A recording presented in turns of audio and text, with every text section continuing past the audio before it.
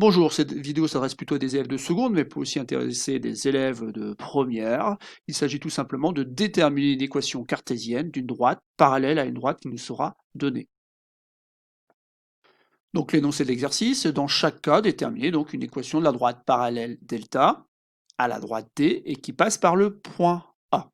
Donc les deux cas qu'on aura examinés, c'est le cas de la droite D qui a pour équation cartésienne x moins 5y plus 9 égale 0 et qui passe par le point de coordonnées 2, 1. Et puis après, un deuxième cas de figure, afin de vérifier qu'on a bien compris, une nouvelle droite qui se nomme à nouveau D, et dont l'équation cartésienne ici est moins 2x plus 3y plus 5 égale 0, et qui devra passer par le point A, qui aura pour coordonnée cette fois-ci moins 1, 5. Et donc une petite aide déjà pour commencer l'exercice. Donc en fait ici, si on veut avoir des droites qui soient parallèles, ça signifie tout simplement qu'un vecteur directeur de la droite D est aussi un vecteur directeur de la droite delta que l'on cherche. Et enfin, il faudra faire passer entre guillemets la droite delta par le point A. Donc je vous conseille d'appuyer sur pause, d'essayer de trouver donc les deux équations cartésiennes de la droite delta, dans le cas du petit a et dans le cas du petit b, et de ne lire la suite de la vidéo qu'après. Donc la droite D a pour vecteur directeur un vecteur que je vais nommer tout simplement U et pour lequel je vais déterminer des coordonnées. Donc on rappelle, donc ici il y a la petite propriété qui dit qu'en fait ce vecteur U peut avoir pour coordonnées donc moins BA. Donc ici vous avez vu que B vaut moins 5 et que donc moins B vaudra 5. A c'est plus simple, puisqu'ici il y a un 1, donc vous avez donc ici 1. Donc voilà, donc ce vecteur U est un vecteur directeur de la droite D. On cherche une équation de la droite delta, et en fait cette droite delta a pour vecteur directeur tout simplement U.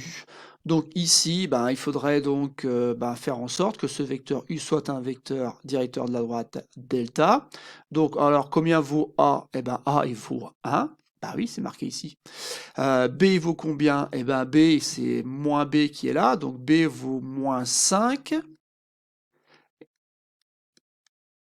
Et il nous reste à choisir donc une valeur C pour que ça marche. Donc voilà.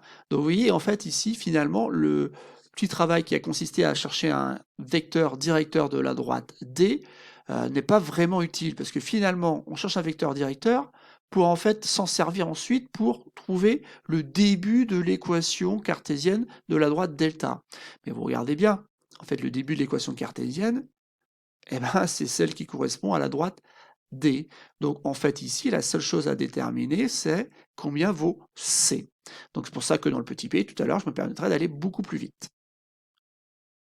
Or, donc ici, le point A appartient à la droite delta, ça veut dire tout simplement que ces coordonnées vérifient donc cette équation. Donc on a xa moins 5ya plus le nombre c qui doit faire 0. Donc en remplaçant par les valeurs, donc ça fait donc ici 2 pour l'abscisse du point A, moins 5 fois l'ordonnée de A qui vaut 1, plus C égale 0. Bon, 2 moins 5, ça fait moins 3, donc moins 3 plus C égale 0, et on déduit que C égale 3. Donc conclusion, la droite delta admet pour équation x moins 5y plus 3 égale 0. Donc voilà, donc c'est pas très compliqué, Donc ne pas s'étonner du fait que le début de l'équation soit identique à celle de l'équation cartésienne qu'on a donnée pour D, c'est normal. Et surtout ne pas s'étonner du fait que ici on est 9 et là plus 3, on n'a pas la même chose. Bah oui, c'est normal, parce qu'autrement si on avait la même chose, c'est qu'on n'aurait pas des droites parallèles au sens strict, mais des droites confondues.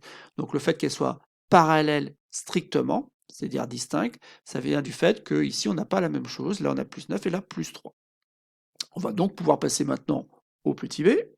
Pour le petit b, on va aller plus rapidement, puisqu'en fait vous avez compris, ici, si je veux avoir une droite delta qui soit parallèle à la droite D, ça veut dire que la droite delta admet pour équation cartésienne une équation de la forme moins 2x plus 3y plus un nombre c qui est égal à 0, et ça fait égal à 0, et c'est donc l'équation cartésienne, une équation cartésienne de la droite delta. Bon, ici, c bien sûr qui appartient à R, ce qu'il faut donc déterminer. Donc après, c'est toujours le même raisonnement. Or, A appartient à la droite delta, donc ces coordonnées vérifient l'équation.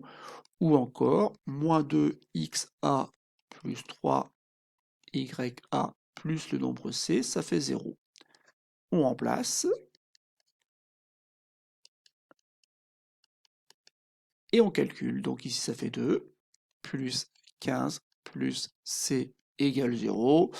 15 et 2, 17. Bon, c est égal en fait à moins 17. Et donc, dans le petit b, cette fois-ci, l'équation cartésienne qu'on obtient, c'est moins 2x plus 3y moins 17 égale 0. Dernière fois, c'est normal de ne pas avoir la même chose ici et là.